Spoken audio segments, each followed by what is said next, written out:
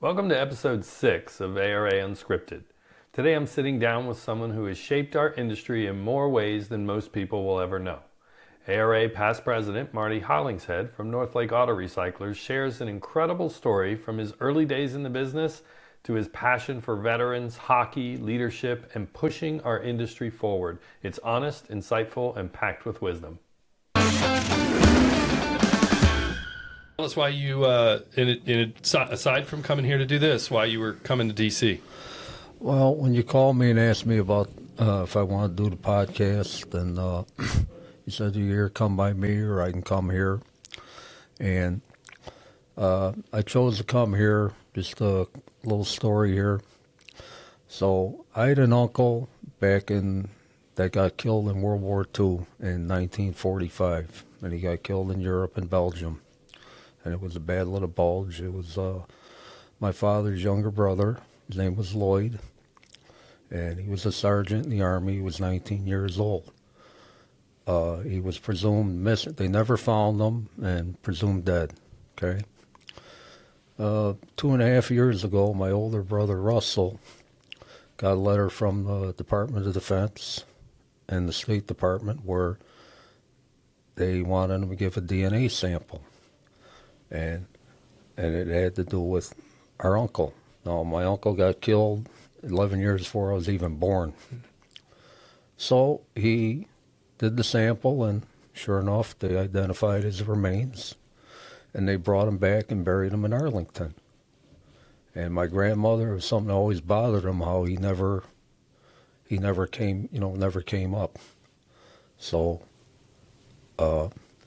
he's got a tombstone in Arlington, and I wanted to come out to see it. Unfortunately, you guys got hit. You should show some pictures. I mean, the streets here looks like Nome, Alaska. The only things missing are the penguins and the Eskimos. Yeah, we got a little bit of an ice storm about a week ago, and a lot of the side streets and things like that are still not completely cleared, and Arlington hasn't cleared, so they're not open. Right, and they're closed because of the weather. I found that out yesterday, but I'll come back out here again in the spring and see it. Yeah. But and you know, to your credit, nobody will be surprised to hear this. I tried to give you an out and say, hey, let's reschedule, come back and make it one trip, but you had scheduled and you had committed, and as you are, you kept your word, you came out. So thank you again. No, I'm glad to be here, and thank you for giving me the opportunity to speak. Absolutely. So I know, and I want to, obviously we're going to talk about Northlake, we're going to talk about auto recycling, but I know that the topic of the armed forces, veterans, this is something that is very near and dear to your heart. You spent a lot of time and energy supporting that community, and I wanted to just ask you, first of all, did you ever serve? I never served. When I was 18, I wanted to join the Marines, but they wouldn't take me because I didn't have my high school diploma. If the Marines would have taken me, I would have joined. The Army would take me, and I had my brother talk me out of doing it. Mm-hmm. I would have loved to have served. But, getting back to the military, you look at the freedoms that we all enjoy now, okay?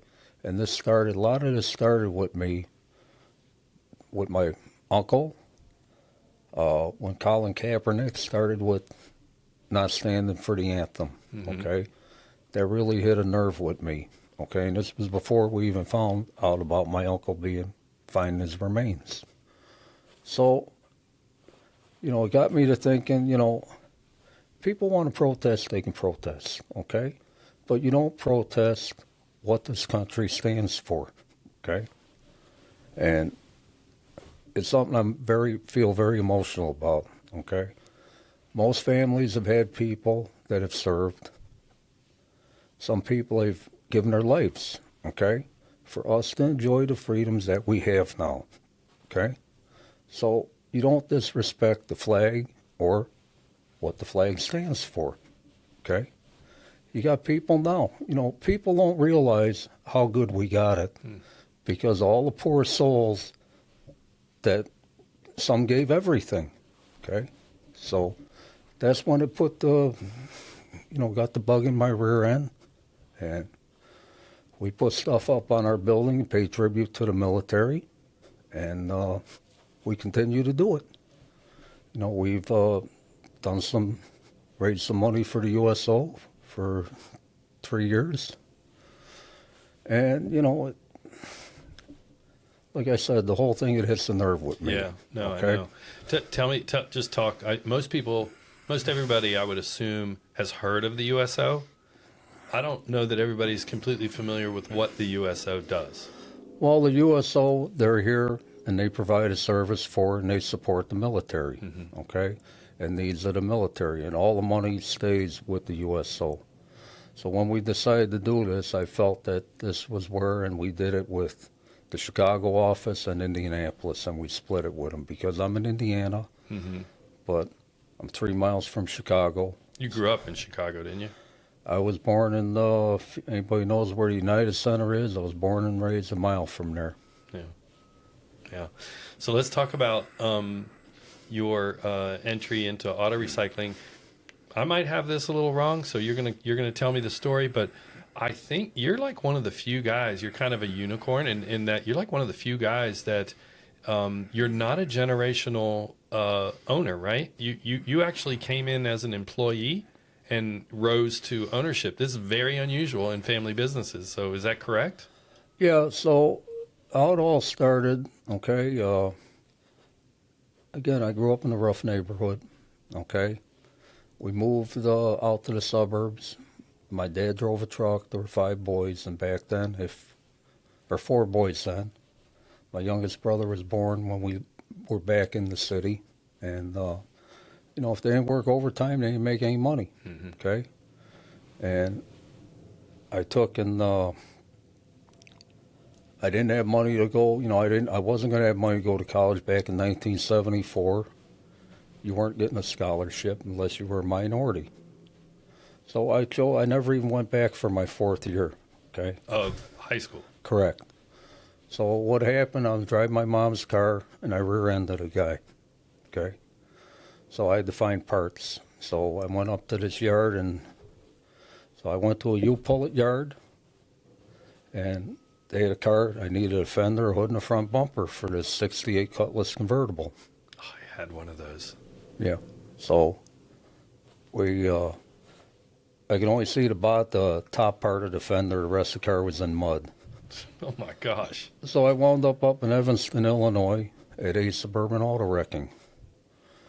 And back then, again, you're talking 73, okay? And I was 17 years old. And this yard really fascinated me because the organization, I seen some other yards, but this guy had a warehouse, and it really looked not like nothing I've ever seen. This wasn't the U-Pullet, right? You went to the U-Pullet. That car was buried, and so mud. then you went to... Right. I went up to Evanston, and this guy had this racking that was 3 stories high. In 73. In 73. So I took and I told him, I says, and I was working out of my garage, okay? I said, if you need anybody, I left him my number. And Rust-Oleum Paint Factory was a couple blocks away from them. And they had a fire, and all these paint drums and that shot through the air. Some landed in his yard and burned a lot of that down. So I went to work for him, and that's how I got started. Then from there, I went to C&J Auto Parts in Chicago. I was there till... What did you start out doing?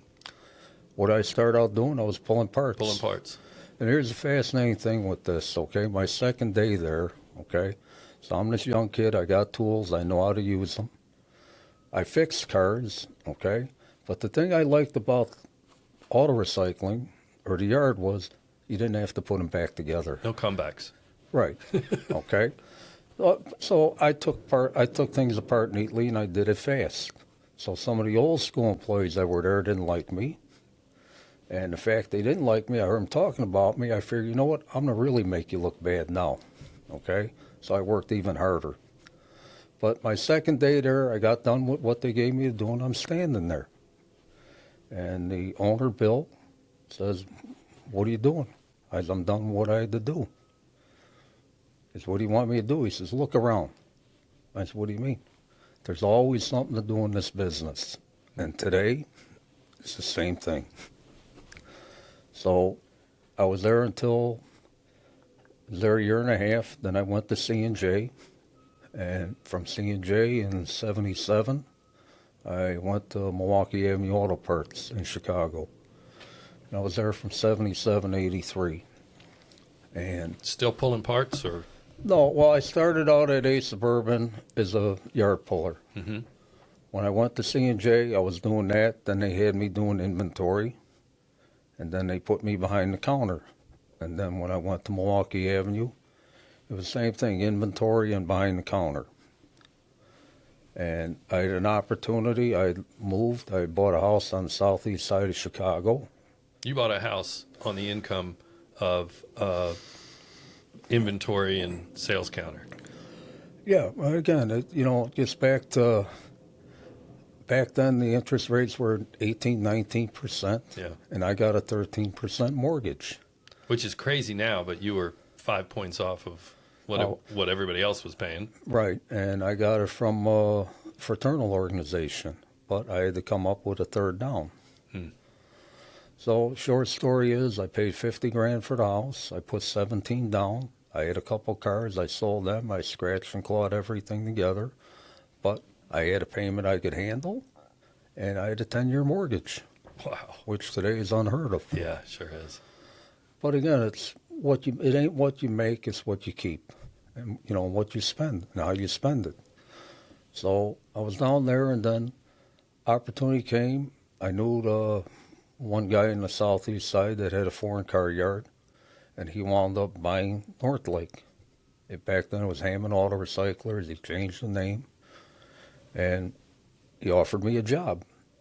So I went down there. I was there for a year and a half, and a year and a half later I had an opportunity to buy the business. No kidding. Right. So here's the thing with this, okay? So I'm at Milwaukee Avenue Auto Parts, okay? We had a great crew there. Place ran like a Swiss watch. We had plenty of parts. We were able to buy anything from anybody. And back then, one of the yards I deal with, I say, well, how much would a check? And they'd knock 100 off. So my boss, I learned a lot from the one partner, and the big thing was paying your bills and managing your money, okay? So we, I was able to buy stuff from anybody. Everybody was always willing to sell us because they never had to worry about us paying our bill. Right. Okay? So I had a lot to work with there. So when I came down to Northlake and I met the one partner on a Saturday, I'm thinking all these cars that are here are his, are theirs. So I start on Monday morning, and I tell one guy, so I need a 79 Fords here. And the guy points to the back. They got 6 cars. And the best one was a 73 Charger. I said, what about all these over here? Oh, that's the other yard. That's A complete. What about this? That's police impound. So in this 4 walls, which was the property, there was Northlake, which was a warehouse and a little bit of land. There was A complete auto parts. There was a construction company, a roofing company, and a police tow yard. All of these within this fence. And this is the same, is this the same footprint that I've visited that you sit on today? Correct. Yeah. So that was first shock, okay? But you were working, you weren't the owner, right? But you had... No, I was a counterman. But you had come there thinking you've got all this inventory to sell. Right, okay. So now it's lunchtime, I eat lunch, and I want to go to the bathroom. So one partner's at the counter with me. I said, okay, where's the bathroom at? He reaches under the counter, he hands me a roll of toilet paper. No. I says, okay, I figure maybe they're taking the toilet paper on them. And I says, where's the bathroom? He says, well, out back. I said, what do you mean out back? Well, we don't have a toilet, we don't have water. Oh my gosh. Well, you can go to Clark's Station down the street. I said, how can you not have water here? Well, the pipes had broke. So guy's out on the dock in the back with a torch, okay? So one of the first things I did there, so let me backtrack a little bit, okay? Yeah, Again, yeah. this was the worst week of my life, okay? So on Thursday, my father wound up passing away, okay? This is right after you started. So are we like late 70s, late 70s? This was in 83. Oh, 83. Okay. Okay. Yeah. My first year at Milwaukee, I mean, my dad drove a truck, Mm-hmm. and I got home and it was state police on the phone. Said he had an accident. So I get in the car, I fly down there. It's on LaGrange Road right off the interstate. Yep. And he would haul from the rail yards to these warehouses. And he blew left front tire on the truck, and the whole left side was folded over. If you looked at the truck, you swear that whoever was in it got killed.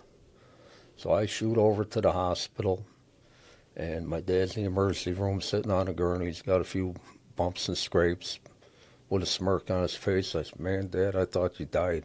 He said, "It wasn't my time." So then on Thursday, my mom calls me. She's got to take my dad up to the hospital. And my dad had an aneurysm in his stomach that they couldn't figure it out. Wound up having a heart attack, and 2 o'clock on Friday morning, he died. Okay? And again, this was, you talk about terrible, right? The shock I had, and again, people don't realize what they got until they don't have it. Right. Okay? You think about power, you think about running water, a toilet, all of this stuff. Now you don't have it. Plus, I want to talk a little bit about the employees that they had. Mm-hmm. He had 3 guys there. They're paying them back then $6 an hour. Now, when I was at Milwaukee Avenue, our average pay was like 12. We had good guys. Never a problem. You had all the tools to work with. So these guys here, they're terrible. You're going to get what you pay for. Right. So I tell the one partner that's at the foreign car yard, I said, "You need to come down here. If it means I got to leave, I'll leave." And I told him about the help. And he said, "You can get whoever you want, but that's what you got for a budget." I said, "I'm not going to be able to get anybody." He said, "Well, the one yard is only paying $15 a day." So went on with this. We're buying some cars and that. Okay, it's like 2-3 weeks later, I keep track of what these guys broke and ruined. And they ruined $1,200 worth of stuff that I had sold. So I go to the partner and I says, "You realize this here, we could hire 2.5 guys at $12 an hour on what they wrecked." Stuck to his guns. So I'm in the store by myself, and one comes in at 4 o'clock, tells me forklift ran out of gas. Okay? So now brings a 5-gallon gas can up. I got to lock the door, run down the street to the gas station, get 5 gallons of gas. So he comes up about 15 minutes later, it's like 4:45. He says, "Something else wrong." He says, "Things still won't start." So 10 to 5, I lock the door. I go in the back by the forklift. I go to move the can out of the way. The can's half full. I says, "I thought you said it was out of gas." "I thought it was, but no, it only took about 2.5 gallons of gas." I take the cap off the gas tank. It's empty. I said, "Where'd you put this gas?" "Well, I put it in the tank." I said, "You put it in the hydraulic tank." Oh, jeez. Okay? So I call the one partner that's on the east side that dug his heels in. These $6 an hour guys are costing a lot of money. Right. So I told him, "I need you to stop on your way home, pick up 15 gallons of hydraulic fluid and a couple filters. We need to get this forklift for the morning." So we're out there late o'clock working on this. So I said to him, "So what do you think about your $6 an hour help now?" He throws his hands up, tells me do whatever I want to do.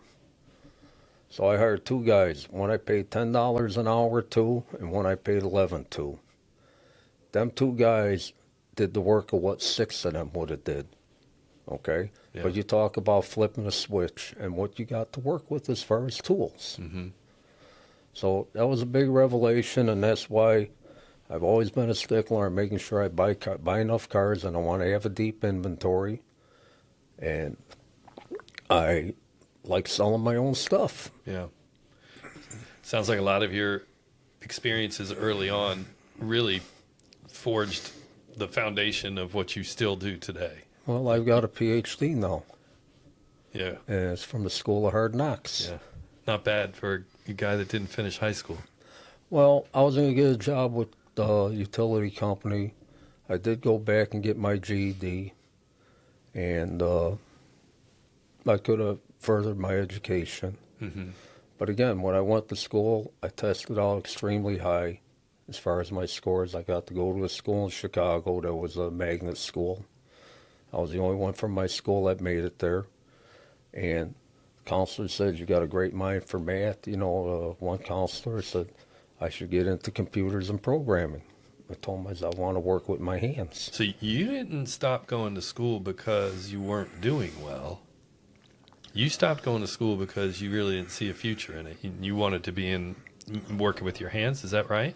No, well, what happened, I started working. I never went back for my fourth year. Yeah. Okay.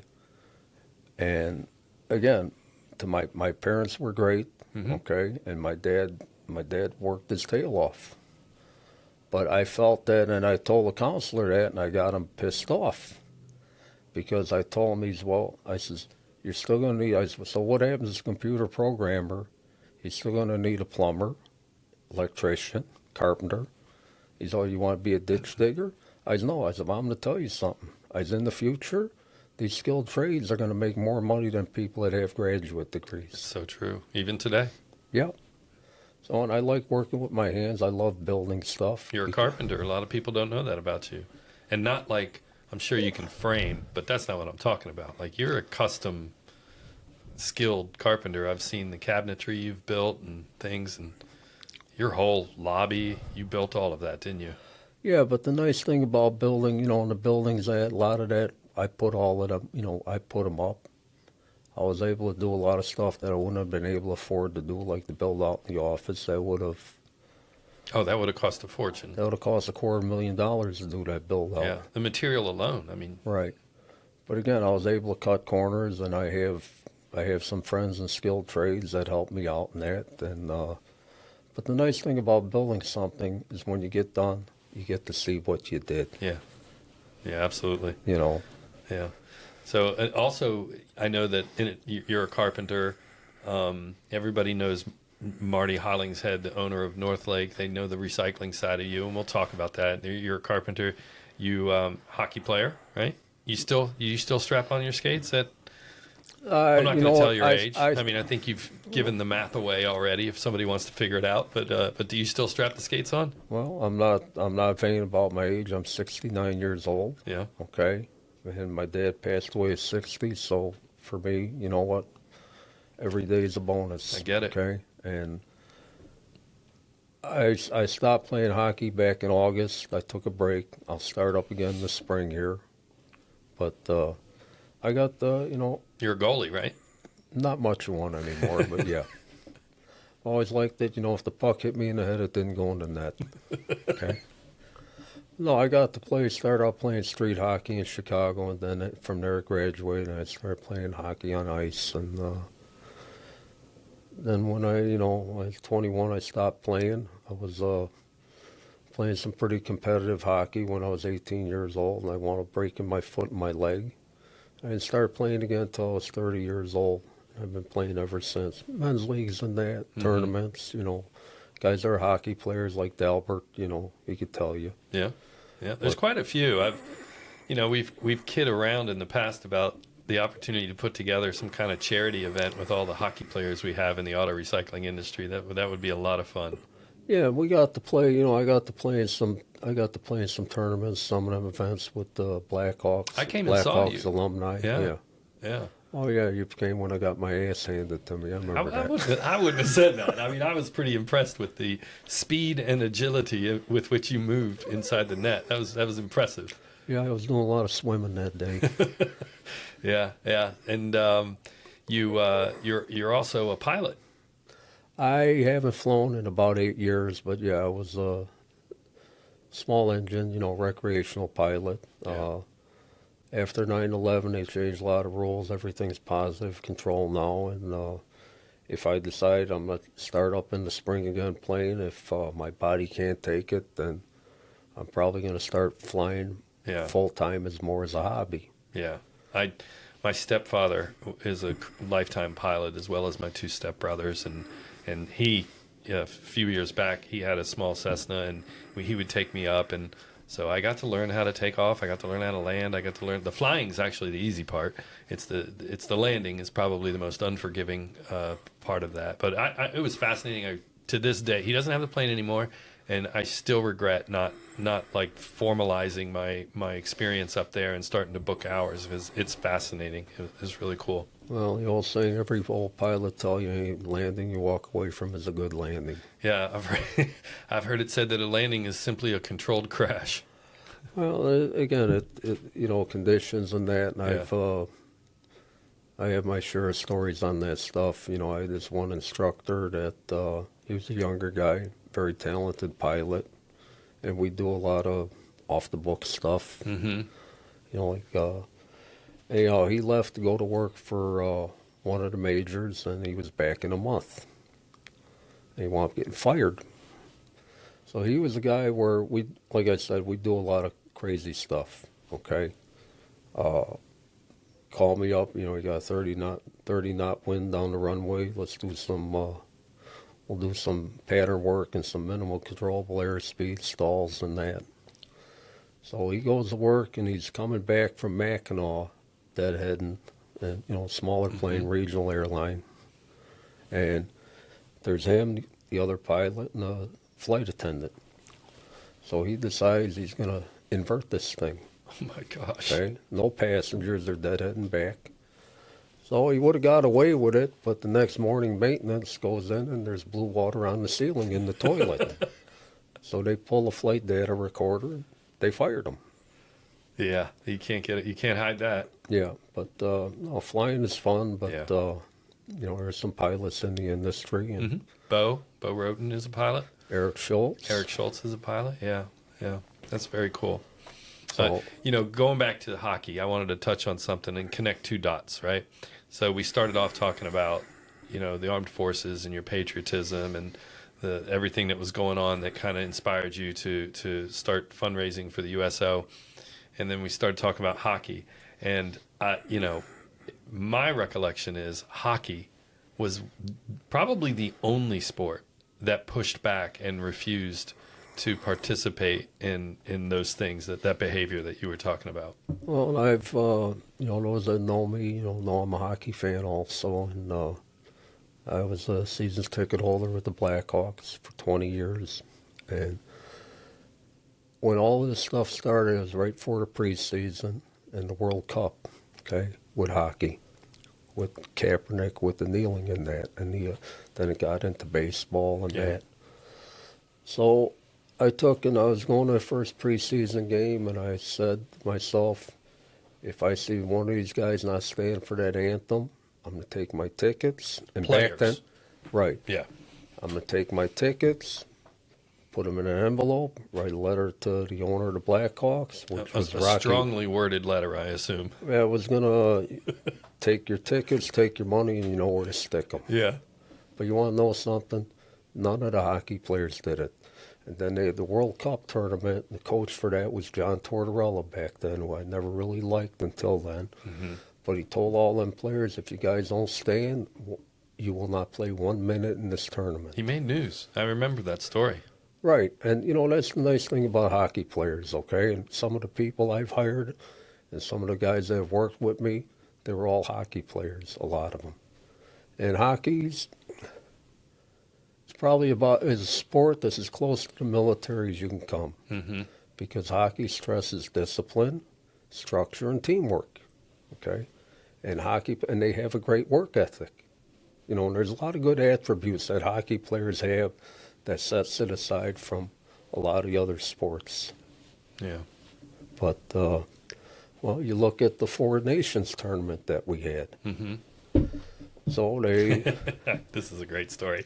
So his Four Nations tournament was Canada, Sweden, the U.S. I forget who the fourth one was. But first game was U.S. versus Canada, and the Canadians are in Canada, and they're booing our anthem. Then as soon as the puck dropped, for anybody who's ever seen the movie Slapshot, okay, the players dropped the gloves and There was a fight. there was a fight. Yeah. All five of them were fighting, and that was because of that. Okay. Did you have a little back and forth with some of our industry friends? Oh yeah, you know I have. So I had one that out of Canada, and I've played my share of games. I've won some, and like I said, I've had my rear end handed to me. Yeah. But I had the one that sent me an email right after they won the championship, and said, "Oh, you're on top of the hockey world again." So he had challenged me to come down, and this was, I think I seen him in Colorado, and I won't name names, but he said he was gonna score. He'd take 3 penalty shots on me. He's gonna score all 3, and I told him, well, bring your money and you're going to have a long ride home feeling bad about yourself. So he was, he was a good talker, and so am I. So he sends me this email after that and tells me he's going to come in and this is how he's going to do it, right? He says, well, I want you to practice, so I'm going to I'm going to tell you how I'm going to score on you. And the first one is 5-hole, which is between the legs. Second one is bar down, which is where it hits the crossbar and goes in. The third one, the Canadians call it lacrosse style. Down here, we call it a Michigan flip. That's where you put the puck you flip the puck on the toe of your stick, and you flip it in. So he tells you this is what he's going to do. Yeah. Yeah. So I send him an email back. I thought about it for about a half hour, and I'm going to take care of this guy. So I says, okay. I says, well, I says, it's funny. I says, yeah, you guys did win, but we won the game that mattered. I said, why didn't you call me after that, reach out to me after that game? I says, shows you Canadians, what happens when you disrespect our anthem. When we beat the shit out of you. You don't have shit, is that a word I can use? You're fine, yeah. Okay. So I says, then that's the game that really mattered. And I says, besides that, we want to take away the one thing from you guys that matters the most anyhow. So I says, all right, so I'm going to give you some tips so you can practice. So I told him on the first one, denied. Second one, the bar down, I says, stuffed. Third one, Michigan flip, stopped. And then I said, I'll just say it. I then followed up with a goalie stick pitchfork to the nuts, which is where you put, if anybody knows how you work a pitchfork, well, you can get the picture. Yeah. So we're going back. It was all in good fun. And I know who you're talking about. And he's a good guy. This is a friendly... Real good guy. And then I seen him at the one event. They were eating at a House of Pancakes. And we were eating there, and about maybe 30, 40 feet away. So I told the waitress, bring me their check. So I brought the check. I paid their check. I'm walking out. We get ready to leave. Well, thanks. I said, well, I figure I'd buy your breakfast because when you come down, I'm going to eat your lunch. There you go. That's awesome. That's good stuff. Let's talk about the industry. We were chatting on the way in from the airport, and I would love to get your thoughts on like where the industry's been. I mean, I'm sure you've seen so much change, right? Since you've been in the industry since the 70s, and here we are in 2026. Let's talk about some of the good changes, some of the bad changes. What do you see? Where do you see us going? All right. Well, first of all, again, I'm a dinosaur, okay, because I've been in a long time. And, years ago, there's one thing that was synonymous with all of us, okay, and guys could make money in spite of themselves, okay? You could do everything wrong and you could still make money. All it is changed, okay? Changes, back then you see some changes maybe every 10 years, but the changes they'd be more subtle. Mm-hmm. Now the changes are coming, the frequency is faster and they're more severe, okay? You look at how cars have changed, okay? 15 years ago, if you told me, if I told an auto recycler you're going to get $1,500 for a headlight, you look at me like I had three heads. Sure. Okay? Back then, you didn't sell headlights. Mirrors were left on doors. Okay? Now, some of the mirrors, you get $350 for a mirror. Right. Back then, we used to sell a lot of brake rotors, and the old-timers noticed brake rotors, drums, and that.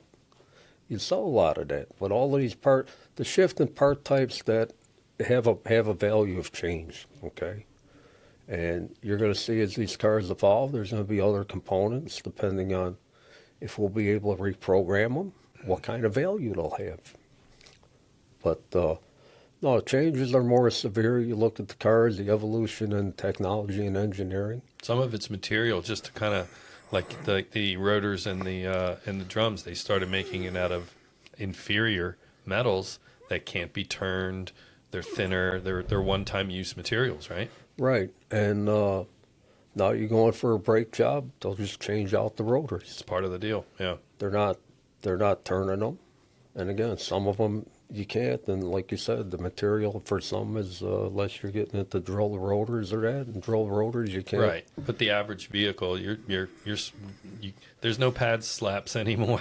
You turn a fairly inexpensive maintenance procedure into a very expensive. Now you go in for a brake job, they're going to replace rotors, pads, drums, shoes if you have it, and it's going to run you over $1,000 where it used to be $100 job. Yeah, but like with the brake pad material now they're ceramic, they're composites and that, and they're lasting 3 times longer than the old asbestos stuff did.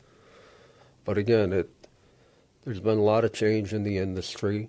Okay, you look at what happened back in the mid-'90s with LKQ coming in. Okay, and a lot of people didn't like it, but you know what? Like it or not, they did a lot of good for the industry. Because what they did is they raised the bar, and they made us all be better. Yeah. Competition, fair competition, all things being equal, if I can't beat you, it's my own fault. But competition is good, okay? And, they brought, like I said, they did a lot as far as raising, here you got this big company that's investing in this business. Back then it was junkyards. Yeah.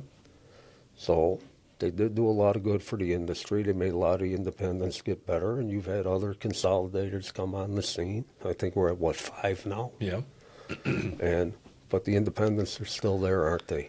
Absolutely. The ones who want to be. Right. The ones that are committed. And again, if you're going to be committed to your business, to put in the time, work, and money, to keep your place current and improve it, you'll be fine. Yeah. If you don't, or you don't, the number of the poor operators, okay, through attrition, I said 5 years ago, this industry, we're going to go through a battle of attrition, okay?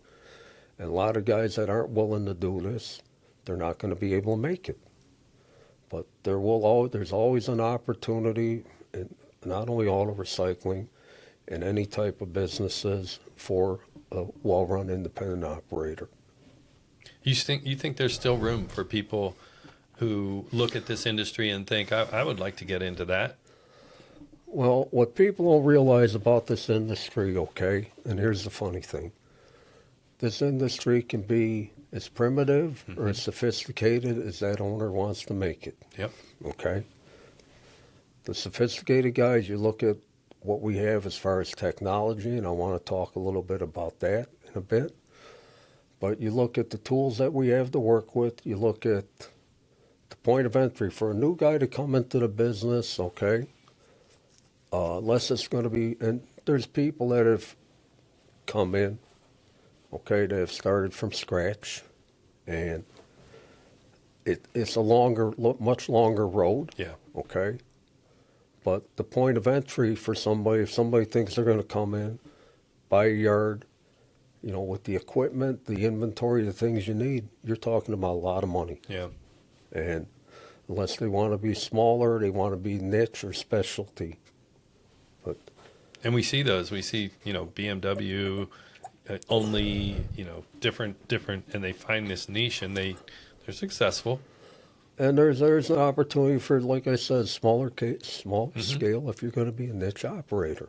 Yeah. But then you got to specialize. But then with the cars, if you're going to talk about specializing in exotics, you're still looking at an average cost per car of $5,000 or better. Yeah. What are some of the technology concerns? Well, if you look at what we got to work with, okay, and this is directed right at our YMSs, okay, and we're being underserved as far as the toolbox that we have. Mm-hmm. Our toolbox is our YMS, our interchange, our data, okay, reporting, analytics, okay. All of that is lacking. Okay, you look at what others have to work with, okay? And there's some very good third-party providers that have come on the scene to fill these holes, and and they've made it better, okay? But again, they fill the hole that our YMSs have left, mm-hmm. because this is stuff that they should have did that they failed to do. But to the credit of the third-party providers, they have been a huge help to us, all of us. When was the last time a new YMS was launched? And do you think we're approaching a time when we're going to see another one come out? Well, that's a good question, okay? You look at AI in that, I would like to say no, mm-hmm. okay?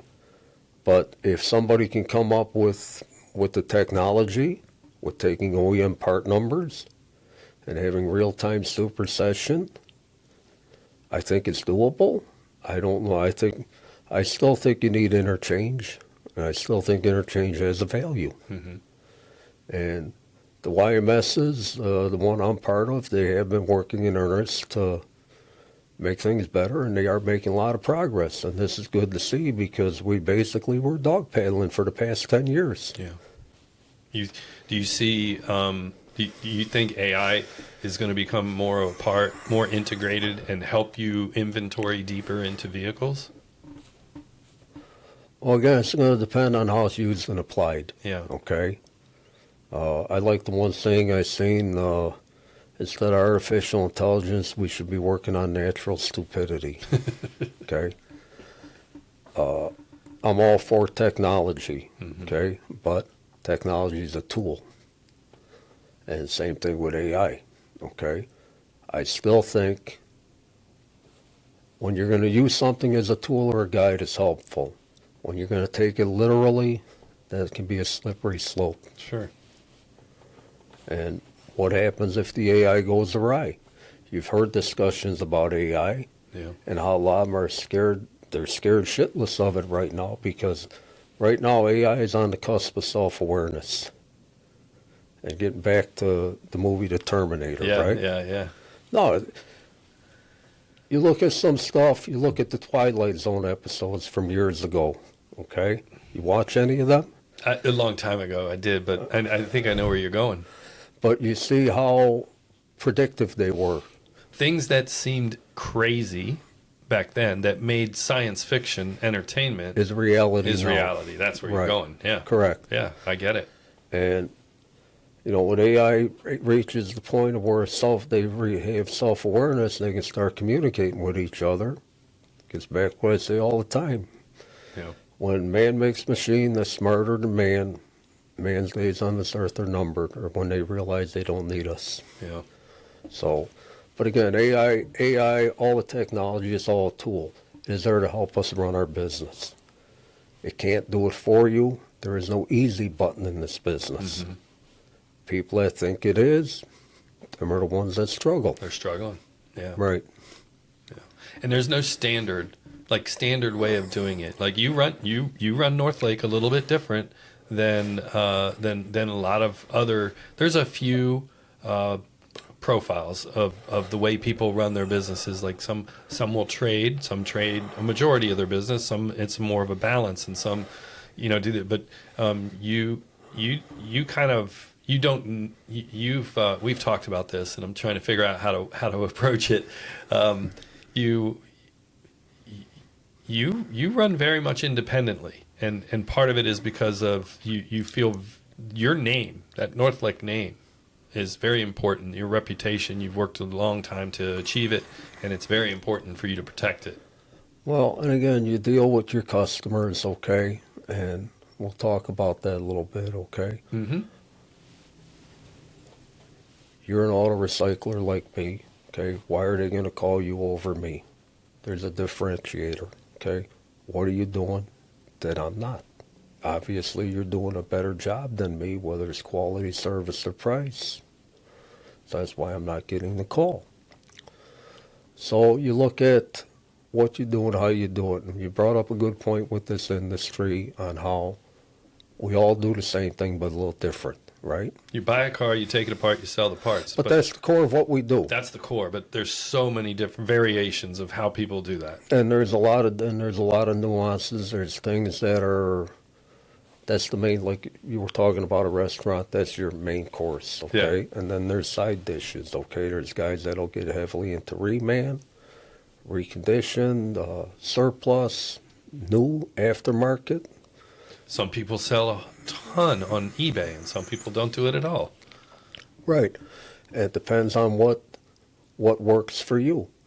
The biggest problem that this industry has is inconsistency, in my opinion. Mm-hmm. Okay? You look at, and I use the McDonald's model a lot, right? It's one of your favorite restaurants, isn't it? I eat there every morning.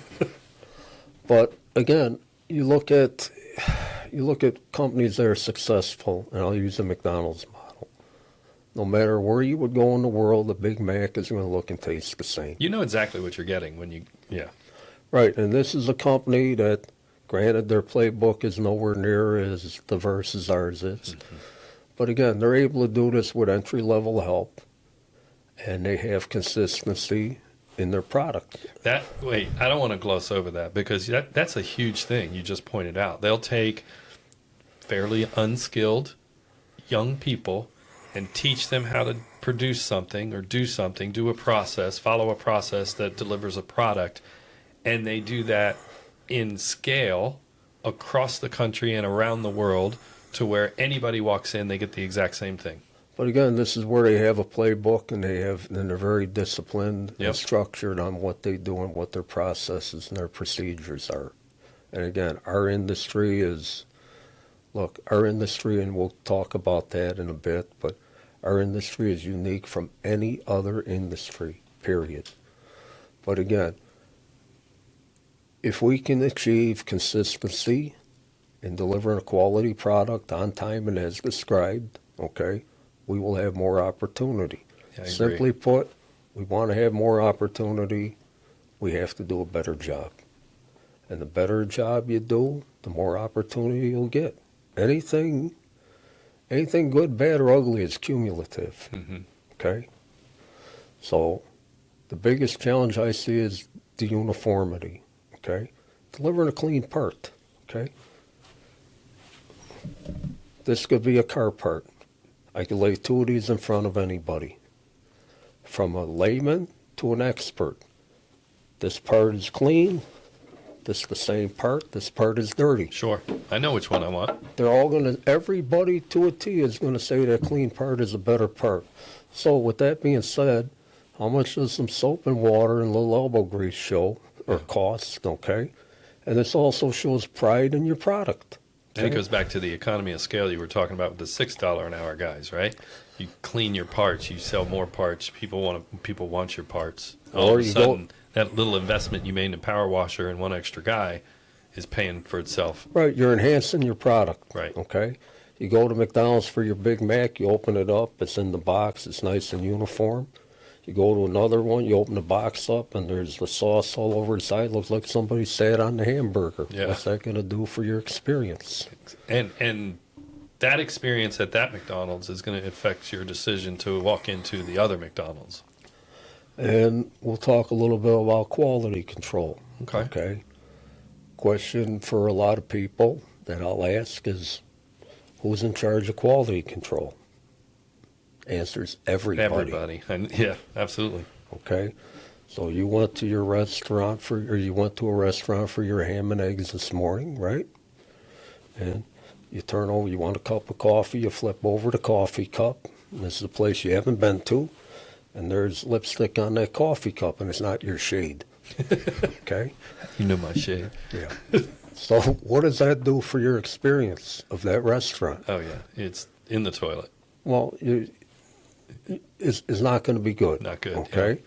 So what happened there? And again, it gets back to it's never one thing, and it's never one person. Unless you're a one-man band, okay, and you got people involved, again, everybody plays a part. So the cup with the lipstick on it. You had the person that washed the dishes. You had the one that set the table. They both dropped the ball. Yeah. And that affected the customer's experience.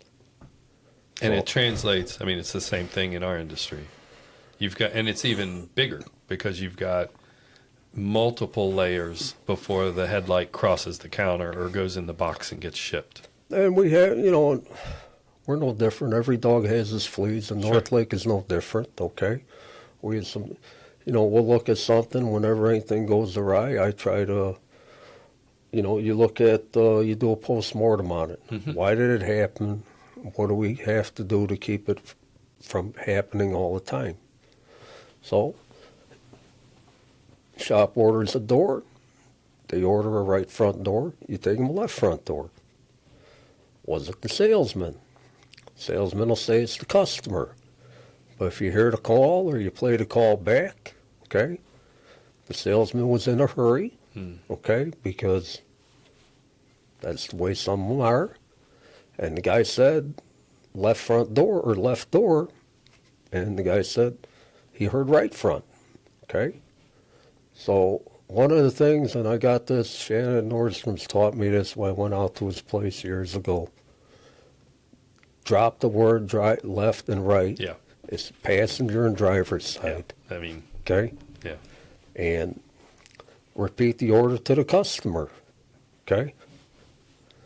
So I was mentoring a yard south of Indianapolis, and we stopped at a McDonald's down there, brand new McDonald's, because that's what I do. Yeah.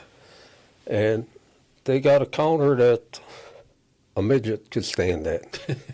Okay? I don't think we're supposed to say that anymore, but go ahead. All right. All right, I'm sorry if I got short with you. Brilliant. Okay. But anyhow, counter was one person, okay? And they got these kiosks. So there's this woman back there, and I'm starting to think that I wear my invisible suit today. So I stand up here. They got their little cash register there, and she finally, can I help you? I said, yeah, I want to order something. She points at these kiosks. Mm-hmm. I says, okay. I says, you can't take, well, we got these. I said, okay, you can't take care of me. You don't want my business. I walked out. So we went to a Waffle House. Waffle Houses are typically, they're dated. Mm-hmm. So person makes eye contact with us, gets us seated, asks us what we want. Probably called you honey. No, not me. Okay. But anyhow, asked us what we wanted, wrote it all down, went up to the line cook, put the ticket up there, told the line cook verbatim what we asked for, okay?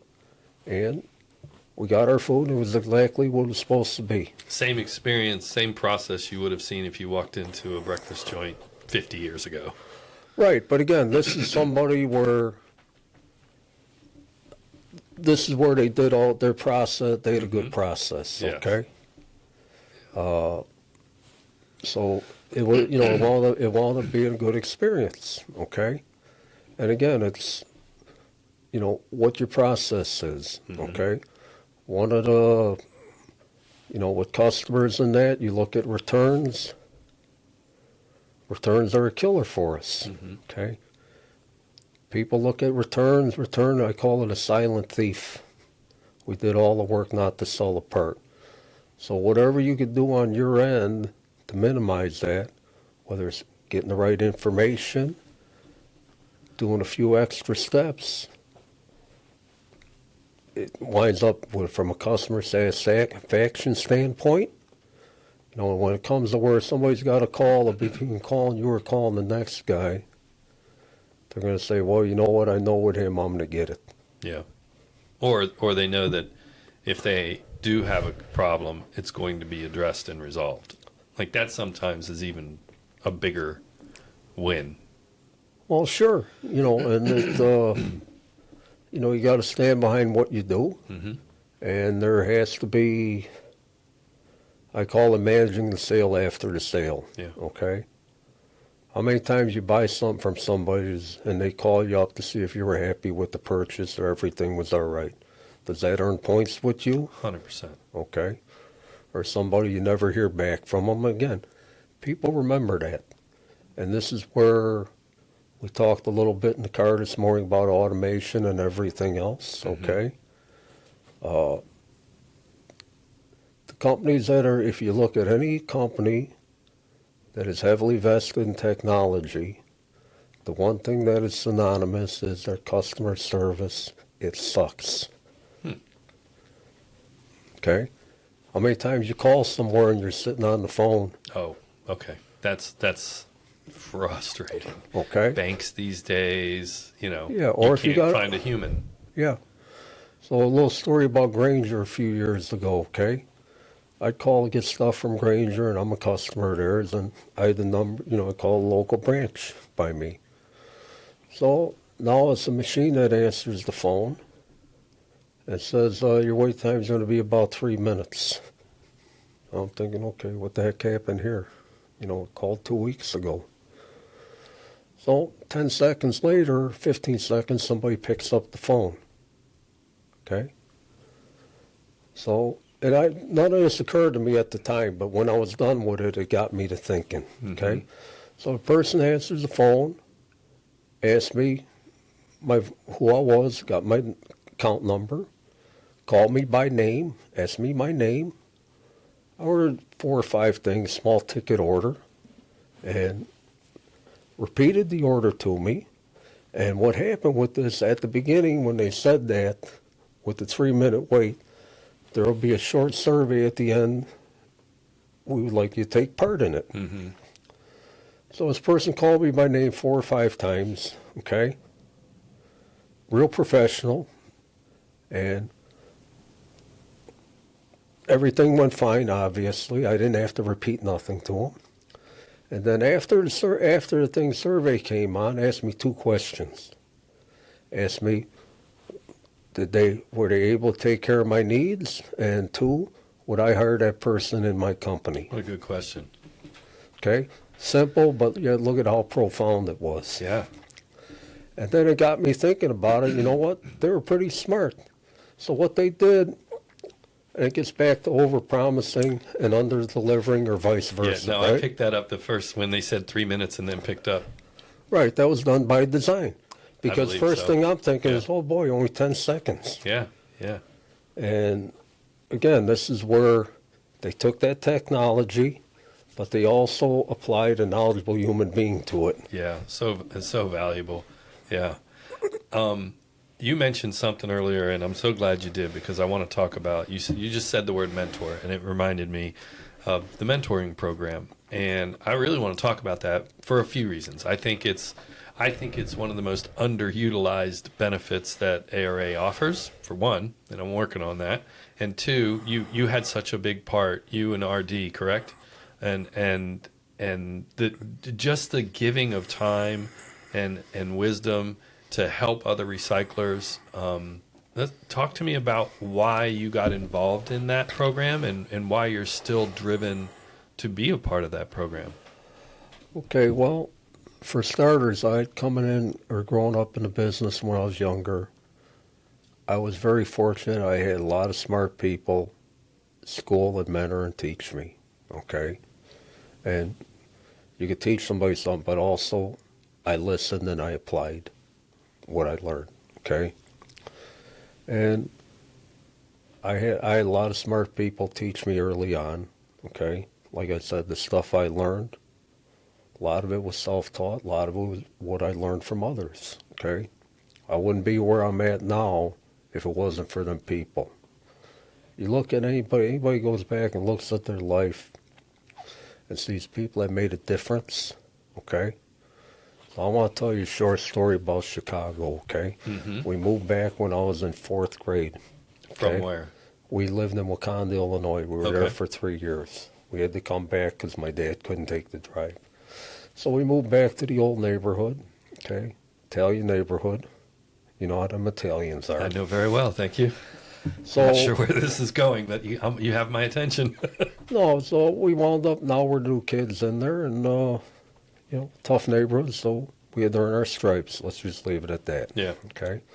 Do you mind if I interrupt for a second? I want to ask, does your family have a particular, does your family trace back to one particular country, one lineage, or anything like that? Do you? I guess I'm what you call Heinz 57. Okay. So you weren't coming in there as a German, Polish, any Irish kid? No, You were I'm just- not. Yeah. And if you notice, I'm not. There's not a lot of Italian in me because I'm not talking with my hands like you are. Okay, I'm sorry. Go ahead. No. So you're earning your stripes, you're a new kid on the block. Yeah, so me and my one brother Gary, we had to earn our stripes there, and we had to, you know, after school do our share of fighting. Okay, so I go into 5th grade, and now I'm this tough punk. And we have this teacher. His name was Mr. Tomasello. I will never forget this guy. He 50-ish, looked like had a beard, looked like a mean Santa Claus. Okay. Now, if I told you that a teacher took a kid, turned him upside down, we're on the 3rd floor, held him out the window by his ankles, out the window, that guy'd be in jail now, right? Yeah. This happened. Okay. He'd put kids in the garbage can. If you got mad at him, somebody put him upside down. So we're out there and, you know, giving him a hard time. Okay. This guy came out to my house in like November on a Tuesday night, told my mom to get me out of that school because I'm bored, I'm too smart for it, and I'm going to get into trouble. Well, obviously nothing happened, so after Christmas, we come back from Christmas break, and again, in the schools in Chicago, they had blackboards at the front and at the very back. And at the very back, they were hardly ever used. Mm-hmm. So we come back, and he's got a passing list on there and a failing list. And I'm number 1 on the failing list. Okay, and he went through it with each student, saying what and why. Okay? And You couldn't even do that today. Publicly. no, Yeah, but you know yeah, what? He called me out, Absolutely. and I said to myself, okay, I'm going to make you eat them words. So I broke my tail. By the 1st of May, I went from number 1 here to number 1 over there.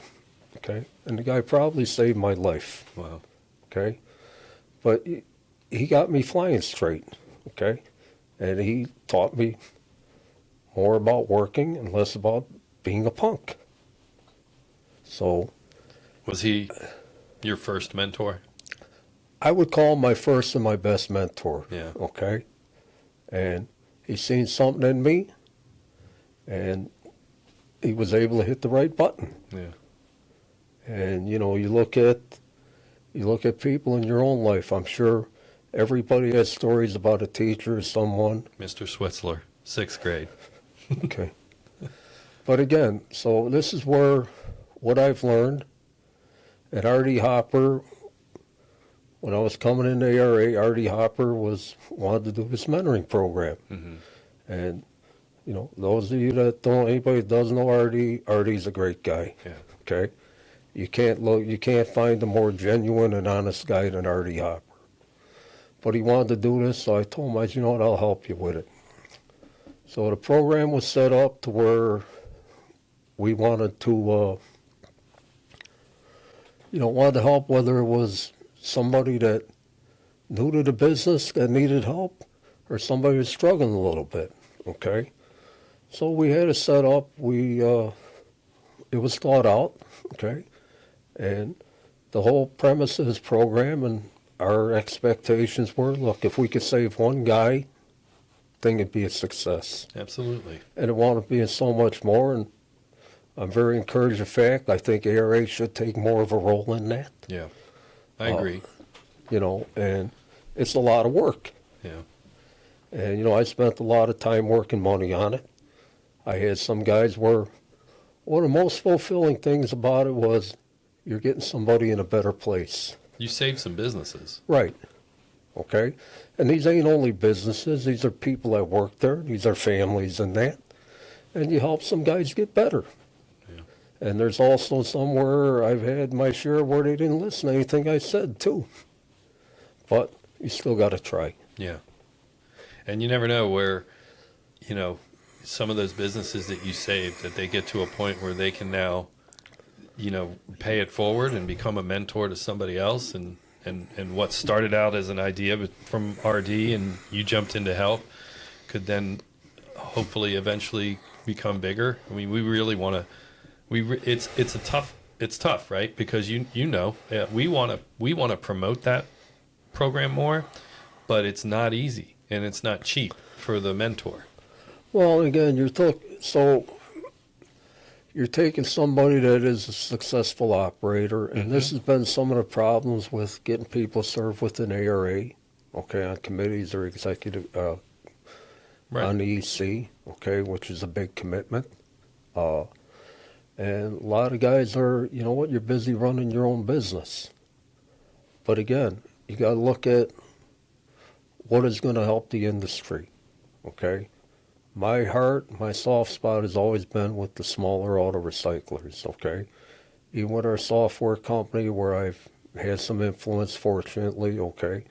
A lot of stuff I want to get done is for the benefit of everybody. There's no hidden agenda. There's nothing I wanted where it's going to directly benefit Northlake. Mm-hmm. My thought process is if it's going to benefit all of us, it's going to benefit me too. Wait, did you say you have a software company? No, I said I work with our software company. Okay. I'm sorry. No. Yeah. I think it's important to talk and people hear, as a past president, your perspective on the experience of being on the executive committee, serving as president, because it's a big ask when you go to when somebody approaches another operator to ask them to consider being on the executive committee. What was it like for you? Did you gain as much as you gave, or vice versa? Like, what would you say to somebody who is thinking about becoming, considering being on the executive committee? Or just serving on a committee. Let me make it even simpler. Well, again, you're looking at a commitment as far as time, work, and money. Yeah. Okay? It's going to take you away from your business. I think the benefits by far outweighed what I had to give. Okay? And again, it gets back to what is fulfilling. Okay? You look at some of the stuff. Okay? I just want to talk about our industry a minute. Yeah.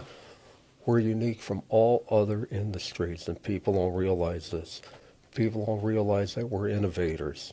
This whole industry was born out of adversity, okay? Back in the 40s when ARA was started, it was because of the war movement. And ARA was formed where we were able to keep some of these cars for scrapping that. So, and we've had to figure everything out. You look at our relationship with the OEMs, and when I was involved with the EC, this is something that, and I still am very vocal about it, okay? And things are changing with it, okay? The OEMs always looked at us as, it was adversarial, okay? We're the enemy. Mm-hmm. We're not the enemy. We're like their little brother, okay? And it's building them relationships, having the OEMs now with, some of the shift in that with sustainability. And we've been involved, and I've been fortunate I was involved in a lot of the meetings, Mm-hmm. okay? And, now they realize that, what? We are needed. And I think we can improve things, okay? Build info, repair procedures and that. And being able to reuse some of these components, okay? We got to have that relationship with the OEMs for this to happen. Yeah. And the OEMs are not. People were concerned, people were, well, the OEMs, are they going to start dismantling their own cars? Okay? It's not going to work for them. Okay? And you look at EPR, extended producer responsibility. Are they going to want to deal with these cars at end of life? With their unions and the way they're set up and what it would cost them to do it, it's not going to make sense, okay? So they do need us. You look at the airbags, okay? You look at recalls with the FAST Act. I think it's 7 years old now. Mm-hmm. How we had to fight for that. Why should we have to go in for something that somebody should be giving to us and you have to go in with dark glasses and a tin cup like a beggar, okay? So we shouldn't have had to have done that. And then they gave it to us. How long did it take us to get it where we could actually use it? And again, you're talking about NHTSA, you're talking about safety. But I think that's going to improve, okay? And you look at the electric vehicles, right? Yeah. This is back when the land was our government affairs. Mm-hmm. And we went to meetings at Argonne out there by me. And you know what? These are all some of the smartest people around, okay? They were amazed at how much foresight we had, and we were a year and a half ahead of them as far as what to do with these vehicles, how to handle these batteries. But this is getting back to us being innovators, okay? Mm-hmm. And this industry, we're like Rodney Dangerfield, okay? We get no respect. But no, if you look at it, okay, and this is true, okay? We have the greatest story to tell. We have a great story to tell, but we don't have nobody to tell it to, okay? People look, what do people think right away? We're junkyards, right? Junkyards, yeah. But again, you look at this, the amount of time, work, and money that we invest in these facilities, okay? You look at, you and I talked about jobs in the car, okay? Unemployment and that, okay? What about underemployment? People don't realize this industry, we pay a living wage, we offer long-term employment that pays benefits with people, okay? So you know what? We deserve a little respect. Yeah, great. That's something I was writing about recently is just the untold story of what great career paths there are within this industry, and that you can still make beyond a living. You can make a comfortable wage, and raise a family. And I mean, and to your point at the beginning of the interview, never have a comeback, right? You never have to worry about the car coming back because it doesn't run right. But we have to be professional about what we do, too. Yeah. And we always need to keep that in mind, and the bar is going to keep getting higher. Yeah. And we're going to have to, we're going to have to be educated, and you got to be more than that. You got to be a chameleon. You got to be willing to change and adapt. And one of the first guys I worked 4 years ago told me, he says, you either learn and get educated or you get left behind with the dummies. Yeah. So this is the importance on staying current and being able to change and evolve. Yeah. Obviously, COVID created a boom, right? The auto recycling industry did fantastic. We've now started to see things level out. We talked about this a little bit in the car. 2024 was a correction. 25 was kind of flat. What did you see, and what do you see happening in the next 5 years? Well, when COVID started out in 2020, okay, I mean, we didn't know if it was going to be the end of the world for all of us. Sure. Okay, there was something else going to come along going to kill us. When I seen the bat flying around my office with the little Chinese flag on its tail, it really got me worried. But anyhow, there was a lot of uncertainty. There were very uncertain and anxious times, okay? Mm-hmm. Then towards the tail end of 2021, things started to level off, okay? 22 is where, for most auto recyclers, 2022 and 2023 were the high water mark, okay? Especially in 2022, okay? You had so many supply side issues, okay? Tier suppliers with the OEMs were, especially tier 2 and tier 3 suppliers, where they basically cut them off. And a lot of these guys went by the wayside.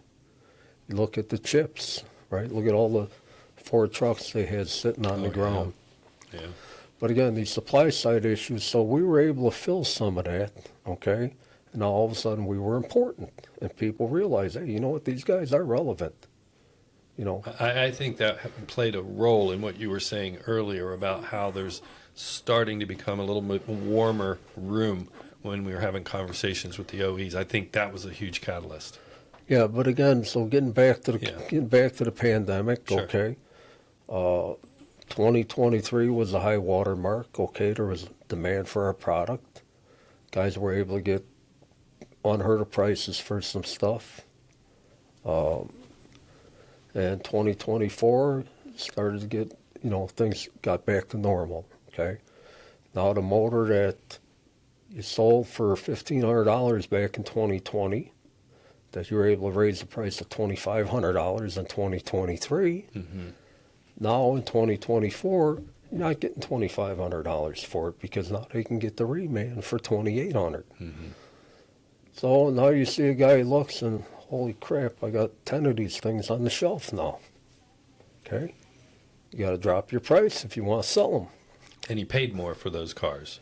Well, again, you're buying something, you know, you're figuring whatever you're buying, you're going to get so much out of it. Right. That's called anticipated revenue. So the anticipation and the realize now didn't align. Right. So, and there was a reduction in industry appetite. Okay, so let's just talk about that a minute. Okay, and I like to keep things simple, right? So we got a pizza on this table here. This pizza is our industry opportunity. Okay, all of us sitting at the table here, we're the ones that service this. That pizza becomes smaller. Okay, so now if you want to have the same size, same piece of that pizza that you had before, you're going to have to take it from somebody. The only way you can do that is by price point. So if you want to maintain your revenue, your gross revenue, now you got to sell it cheaper. Your average invoice is going to go down. It probably went down for a lot of guys by 20%. And if you want to be static, forget about growth, you're static with the year 2023, well, you're going to have to write 20% more invoices, pal. And that's got to be taken from somewhere. So, and now you're dropping your margins, so when all is said and done, you had good numbers, but your net wasn't there. Yeah. You got a dog, right? Yeah. So I getting Vince's car here, and I'm thinking he's too old to have a baby. And I see this little foam thing back there, and I fear it's a little doggy bed. I've seen some belts. I'm thinking, I hope he doesn't belt this dog in. But anyhow, you got a dog. Yes. So your dog is in here right now. Okay? And he's chasing his tail. Yeah. Okay? What do you derive from that? They're dumb, and they're just entertaining themselves. But No, wrong answer. I knew it was the wrong answer. So here's I'm not sure what the right here's answer what is. we will derive from this from a business standpoint. Okay, he's not getting anywhere. Yeah. He's not accomplishing anything, but he sure does look busy. It's like a dog chasing its tail. Right. So again, it was 2025 is about where things are going to be for a lot of us. Okay. And you got to factor and plan for some of it. We talked about driving. So Vince drives like a taxi cab driver in New York City. I told him that when I was a young kid, my father, who spent a lot of time in D.C., told me one time, I don't think he meant for this to be something. I don't think he meant for me to take it and do with what I did, but he told me he learned how to drive and he learned the city by following taxi cabs around. And so as soon as I got old enough and had a car and a driver's license, I grew up just a couple miles outside of D.C. I would go into D.C. and I followed cabs around. So I learned how to drive. I learned the city, and I think you're referencing my driving style has not changed much. No, but again, this is how you were taught. Yeah. Okay. So when I started driving again, my dad drove a truck. Okay. He was a lifetime truck driver, and he told me when you're driving, not only pay attention to the car in front of you, but look a half a block ahead. Yeah. Okay. My oldest brother taught me when I first started driving. Obviously, you're going to pay attention to the car in front of you, but be aware of what the car in front of it is doing. Like it, simple, but such a great piece of advice to help you avoid, because whatever that car does is getting ready to happen to the car in front of you and then to you. And this is situational awareness in its simplest form. Absolutely. Okay. And again, it's just like with business. Okay. Anybody can, there's ebbs and flows in business. There's good times and bad. Okay. You can't expect or factor for things being great all the time. And you can pretty much withstand, you can pretty much weather anything if you're prepared for it and you factor for it. Okay. And this is where being prepared. Okay. And you got to be able to look around the corner to see what's coming. And decisions that you make with business, I say this a lot, but business decisions are like playing pool. Okay. A good pool player is not only thinking about the shot he's making, but he's going to set himself up for the second shot.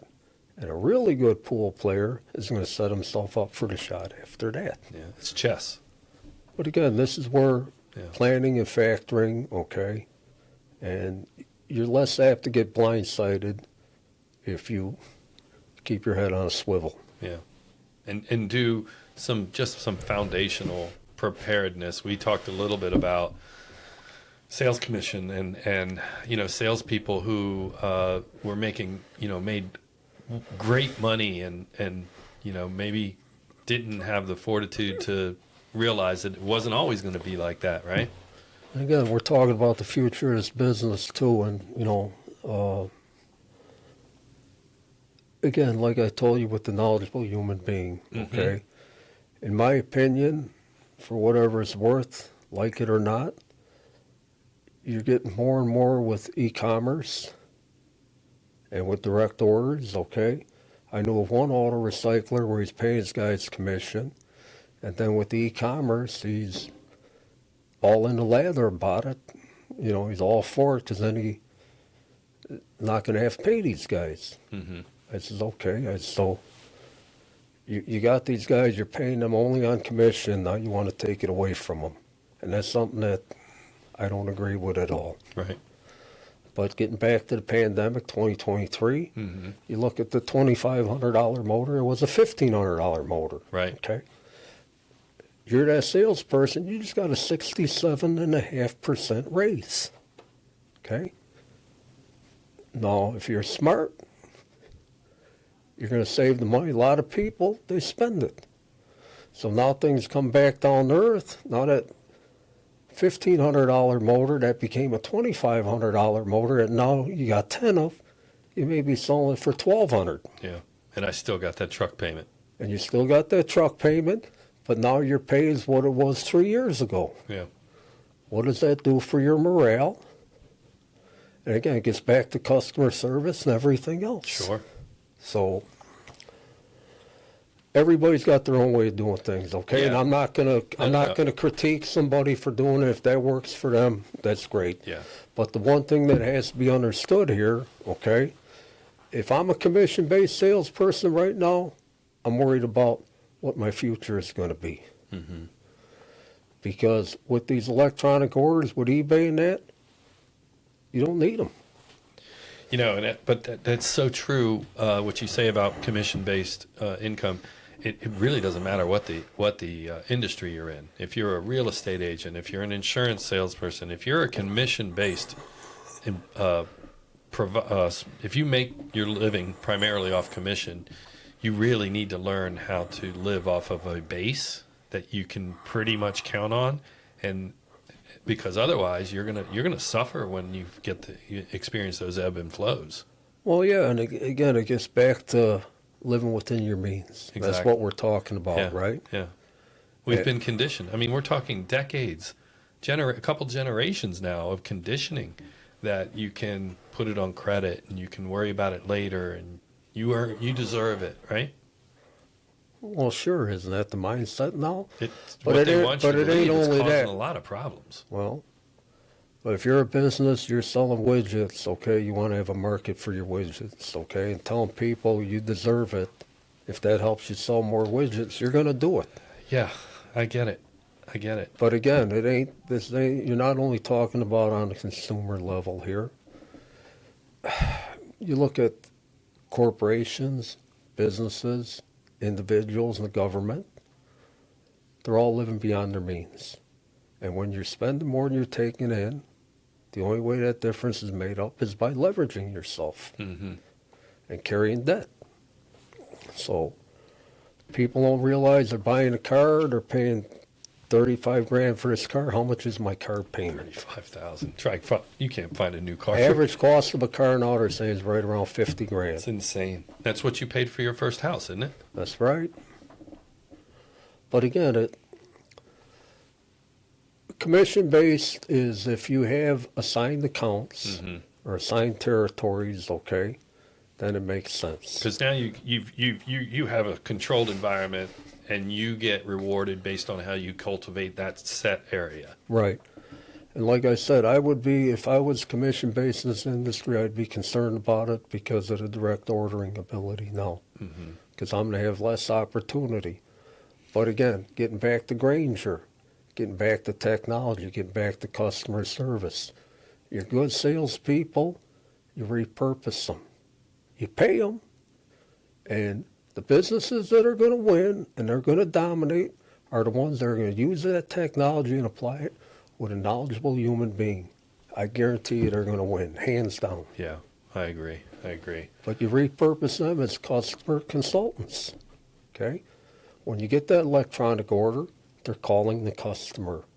They're validating everything. They're following up. Okay, this is how you perpetuate more business. Or you want to be that next opportunity for that customer, and that's how you do it. Yeah, because you've kind of positioned yourself as a resource more than a provider. Well, you know what I mean. So the next time they need something, they're going to think of you because you're a resource. Well, because you did a better job than everybody else. Yeah, and sometimes they're willing to even pay a few dollars more for that. Okay, well here Michelle wants you to paint the kitchen this weekend while she's away. Okay, so you're gonna go get paint. So let's see here. You can go to Home Depot. You can go to Sherwin-Williams. So there's three things: quality, service, and price. And if you look at anything, even in your own travels, okay, which two do you want? Because very seldom do you get all three. Okay. So you're going to go to Home Depot. Do they have good paint? Yes. Is it a good price? Yes. Their service? It stinks. Maybe.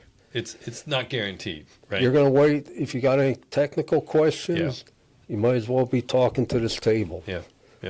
You're going to probably have to wait if they're busy, half hour, 45 minutes to get your paint mixed. Okay? You're going to go to Sherwin-Williams. Do they have good paint? Yes, they do. They're probably going to be about $8-10 a gallon more. But if you got any questions on what to use, prep work, anything else, they got somebody there with brains that's going to be able to give you the service. 100%. Again, quality, service, price. Yeah. Well, what I wanted to we talked a little bit earlier, and we're going to start to wrap this up. And is there anything that we haven't talked about that you want to talk about? I know I want to ask you about, give you a chance to talk about the USO and shirts. You have a little thing going on there, and we'll show a picture of what you're talking about, so you can just describe it. But before we do that, is there anything else, any other aspects of the industry that you wanted to chat about? We're not on a clock. We can talk as long as you like, but I'm just curious. I don't want to miss anything that you. No, and I don't want to, I want people to be able to listen to this without falling asleep, too. And again, thank you guys for giving me the opportunity. Yeah. One of the things that I think needs to be discussed here is the importance of participation. Mm-hmm. Okay? You look at association, you look at ARA, okay? ARA will cease to exist or not function if it doesn't have participation and support. ARA and what you do, or what we did when I was part of it, Mm-hmm. benefits all auto recyclers, whether they're members or not. Right. Okay? And get back to Artie Hopper. One of the things Artie Hopper said, and one of my favorite sayings is, you're either at the table or you're on the plate. Okay? And a lot of guys don't realize, folks, nothing brings us together like a crisis. Yeah. Okay? And it's being able to avert them crises and being proactive. Okay? And this is where, with the association, with Emil Nussbaum, Mm-hmm. Neil Nussbaum does a phenomenal job Yes, he of does. being an advocate for our industry, being our ear to the ground, okay, and does a great job. And again, it's the interests and concerns of our industry. This is where we need an advocate, and this is where everybody needs to participate. It isn't a question of you can't afford it, we can't afford not to do it, okay? If you look at a lot of these decisions that are being made, okay, or the voice that we have, okay, we wouldn't have that voice. And again, when you're fragmented, getting back to one of these consolidators years ago, I was one of the first guys that they came to, Mm-hmm. and their big thing was getting into this business and how it was fragmented. Okay, And they looked at that as an opportunity. Well, sure it is, Yeah. of course. And this is the importance of sticking together and doing things collectively for the good of all of us. Mm-hmm. You look at any kind of unions, the police with the FOPs and that, cooperative groups. You look at PRP, who I think they do a great job. Yeah. Okay, because they're pushing for consistency.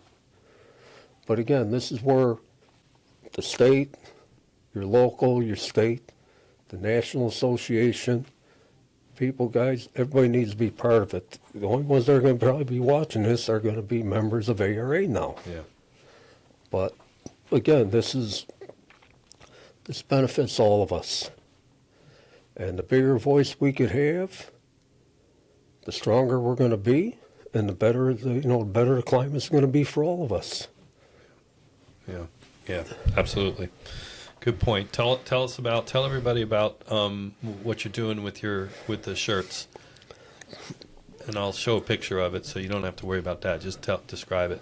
Well, again, what I did, and again, this gets back to the Colin Kaepernick deal, okay, Mm-hmm. and with people disrespecting the anthem. And when I watched that hockey game and they did that, and I seen them all drop the mitts, Mm-hmm. that made me so proud. Yeah. Okay. But again, we have to support the people and the culture we have now. You look at the stuff with ICE and the police and that. In any vocation, you're always going to have some bad apples. Okay. But everybody's not judged. You don't judge a whole group by the actions of one or two. Right. And you don't know the whole story. Right. But again, these are people that serve and protect us, okay? Whether it's police, fire, we support them all by us. Locally, I support them guys. When the police get their new squad cars, they store them by me. Mm-hmm. So we do a lot of stuff to help support them, okay? And we all look out for each other. And same thing with the military. The USO is an organization that supports the military, okay? Somebody's out of town or they got a problem, they can call the USO.